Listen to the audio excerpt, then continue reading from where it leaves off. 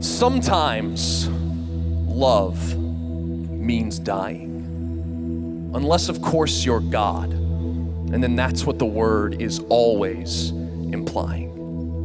You see, we ask the question, why would God create us if he knew that some would be damned? But then we refuse to ask, if God knew he would have to die to save just a few, why would he even bother to create man? Man, that's because that is love's master plan. You see, love doesn't make wagers and it doesn't stack the deck. Love doesn't wait for you to show your hand before it places its bet. Because we all have a tell that reveals our cards aren't enough. So when we go all in, we are always playing the bluff. But God cordially folds and gives us the pot.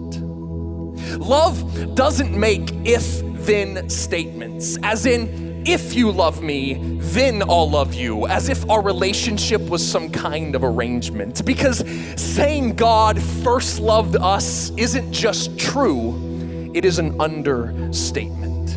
Saying God first loved us is like saying the pluck of a string preceded its note. When in fact, if God had not loved us first, there would be no such thing as music or string or tone. God's love isn't kinetic, as if he was moving and just bumped into us and we began to roll. No, God's love is creative and forms something that loves him out of nothing, so that that something out of nothing may nothing else extol. So why do we call it hate when the one who creates chooses some souls to save instead of just giving justice to all?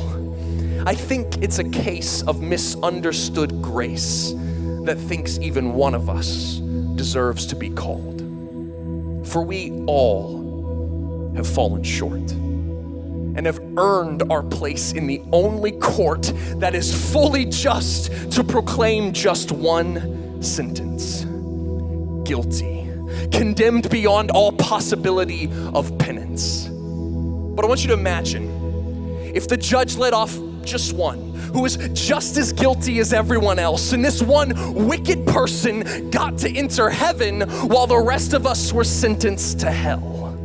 Well, that wouldn't be grace, and that wouldn't be justice. For anyone who would leave even one sin unpunished could not be considered God Almighty, the holy holder of justice, because pardoning a guilty criminal in court is not considered loving or kind.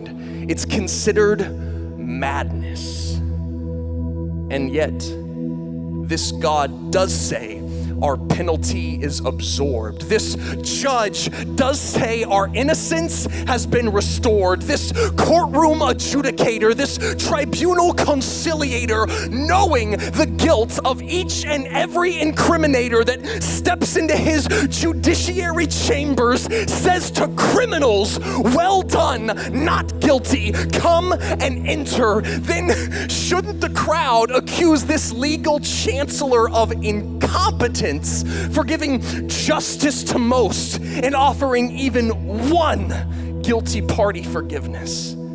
I mean, don't we hold our earthly judges to higher standards than this? Think about it. If a convicted murderer who was not only guilty of atrocities but confessed them was then pardoned by a judge, would we not call that corruption? Then why are we offended when justice is uplifted, but we're not when unearned pardon is extended? You see, hell's not the scandal, grace is. Sin's not the vandal, grace is. Evil's not offensive, grace is. Punishment's not outrageous, grace is. And the only reason why this love and grace doesn't rend the fabric of time and space is because the justice we deserved didn't just disappear, but was fully given to another who stood in our place. Sometimes love means dying. Unless, of course, you're Jesus, then that's what the word is always